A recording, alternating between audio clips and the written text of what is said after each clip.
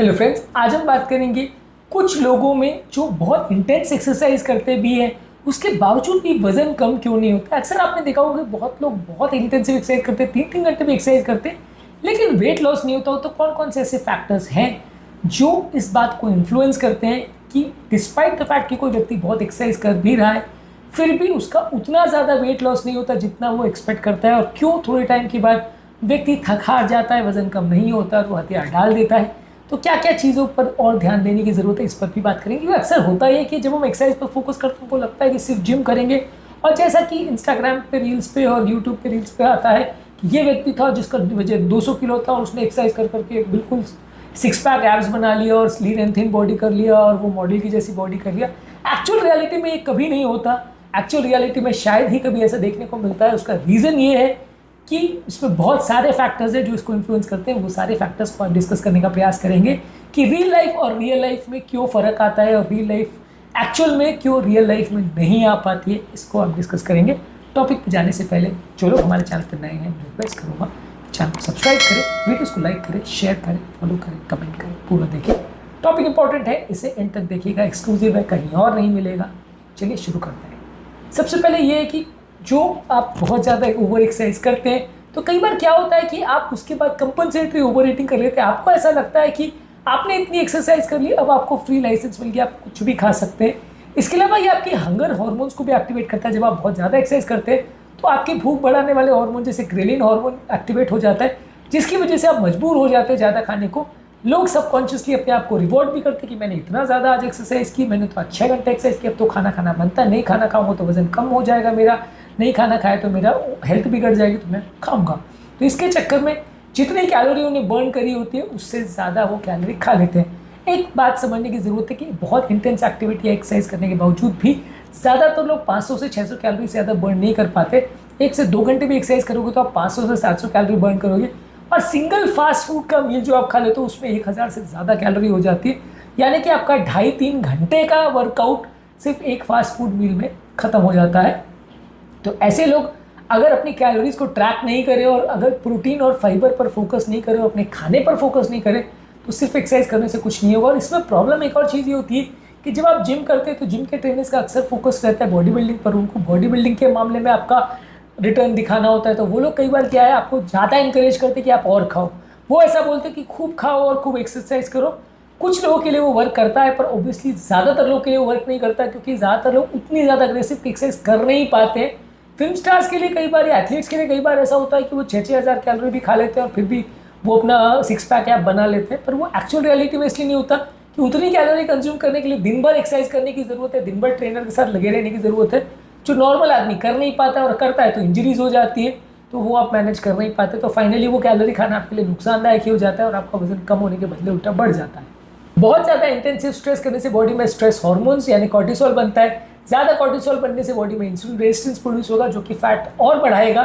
इसकी वजह से वेट लॉस करना और ज़्यादा मुश्किल हो जाएगा। यानी कि एक्सरसाइज को यदि हम rest, yoga, deep breathing exercise और अच्छी स्लीप के साथ मर्ज करें, स्ट्रेस हार्मोन्स को कम करें, तो ज़्यादा बेटर रिजल्ट्स मिलेंगे। इसके अलावा बॉडी अपने मेटाबॉलिज्म को भी अडाप्ट कर लेती है। यदि आप 500-600 कैलोरी लूज करोगे तो बॉडी बाकी जगह अपनी कैलोरी कट डाउन कर लेगी, चाहे वो आपके लिवर का काम है, किडनी का काम है, ब्रेन का काम है, हार्ट का काम है, सब जगह से बॉडी अपनी कैलोरी को कंज्यूम कम करना चालू कर देगी, जिसकी वजह से आप बहुत ज़्यादा एक्सरसाइज करने के बावजूद भी वजन लूज नहीं कर पाओगे। इंटेंसिव एक्सरसाइज करके भी 2-2 घंटे भी लगे रह के आप 500, 700, 800 कैलोरी बर्न करोगे, बॉडी बहुत आराम से अपना कैलोरी कंजम्पशन को उससे भी कम पे ले आएगी और आप फिर उसके बाद मेहनत करते रह जाओगे, आपको रिजल्ट्स नहीं मिलेगा। आप कैलकुलेट करोगे आज मैंने 800 कैलोरी लगाया तो इस हिसाब से 7,500 कैलोरी जो कि 1 किलो होता है वो कम करने में मुझे लगभग 8-9 दिन लगने चाहिए, तो मेरा 1 महीने में 4-5 किलो कम हो जाना चाहिए। बॉडी मेटाबॉलिज्म इतना कम कर लेगी कि आपका कई बार जितना आपने कैलोरी कंज्यूम किया उसमें वजन लॉस अगर हुआ भी तो नेट कैलोरी डेफिसिट में भी 100 या 200 कैलोरी बचता है, जिसकी वजह से आपका 3-3 महीने में भी 1 किलो कम हो जाए तो बड़ी बात है। और फिर कभी कभार आपने ओवर ईटिंग कर ली तो वो कैलोरी डेफिसिट चला जाता है, तो आपका जो लक्ष्य था वो छूट जाता है और आप बॉडी की एडेप्टेशन की वजह से आप अपने लक्ष्य में कामयाब नहीं हो पाते। और ये एडेप्टेशन 2-3 दिन में ही चालू हो जाता है। ऐसा नहीं है कि एडेप्टेशन कई दिनों, हफ्तों के, महीने के बाद चालू होता है। ये 2-3 दिन के अंदर ही चालू हो जाता है और बॉडी अपना मेटाबॉलिज्म को स्लो कर देती है, जिसकी वजह से आपका एक्सरसाइज करना वेस्ट हो जाता है। इसके लिए आपको कोशिश ये करनी चाहिए कि बीच में हाई इंटेंसिटी, लो इंटेंसिटी ये दोनों एक्सरसाइज को साइक्लिंग करते रहे और बहुत ज़्यादा ओवर ट्रेनिंग नहीं करें ताकि बॉडी अपनी कैलोरी और मेटाबॉलिज्म को कट डाउन करने के लिए मजबूर ना हो जाए। इसके अलावा आप कई बार अगर सिर्फ कार्डियो पर अगर फोकस करते हैं, यानी कि सिर्फ दौड़ने भागने वाली एक्सरसाइज पर फोकस करते हैं और मसल बिल्डिंग पर फोकस नहीं करते, तो वैसे केस में कई बार बॉडी अपनी मसल बिल्ड नहीं करती है, जिसकी वजह से लोगों का मेटाबॉलिज्म लो ही रहता है और इसकी वजह से कई बार मसल लॉस भी हो जाता है, थोड़ा बहुत मेटाबॉलिज्म लोअर हो जाती है और वेट लॉस में आपको इफेक्ट या रिजल्ट नहीं मिलता है। जबकि आप अगर स्ट्रेंथ ट्रेनिंग करोगे और मसल बिल्डिंग करोगे और मॉडरेट कार्डियो करोगे, यानी हफ्ते में 3 से 4 दिन आप स्ट्रेंथ ट्रेनिंग करोगे और 2 से 3 बार कार्डियो करोगे, तो आपको ज़्यादा बेटर रिजल्ट्स मिलेंगे और आपका वेट लॉस ज़्यादा अच्छा हो पाएगा और आपका मसल मास भी बिल्डअप हो जाएगा। तो लोग कई बार क्या है, सिर्फ कार्डियो पे फोकस करते हैं। लोगों को लगता है कि मेरा लक्ष्य सिर्फ वजन कम करना है और उसके लिए तो सिर्फ कार्डियो इंपॉर्टेंट है, तो कैलोरी बर्न करना है, मसल ट्रेनिंग को इग्नोर कर देते हैं और ये नुकसानदायक होता है, जिसकी वजह से वेट लॉस उतना अच्छे से नहीं होता जैसा आप चाहते हैं। इसके अलावा बॉडी के इंसुलिन रेजिस्टेंस पर फोकस करने की जरूरत है। यदि आप हाई कार्बोहाइड्रेट डाइट खाते हैं या आप डायबिटिक हैं, तो आपका इंसुलिन रेजिस्टेंस ज़्यादा होगा, जिससे वेट लॉस नहीं होगा। कहीं आप मेडिसिन भी ले रहे हो सकते हैं जो डायबिटीज़ के लिए ली जाती है, वो वजन बढ़ा सकती है, उसकी वजह से आपका वजन कम नहीं होगा। इंसुलिन रेजिस्टेंस की वजह से आपको बहुत ज़्यादा कमजोरी, सुस्ती होगी, शुगर क्रेविंग होगा, पेट पर फैट बहुत ज़्यादा होगा, जिसकी वजह से आप अपना वजन कम नहीं कर पाओगे।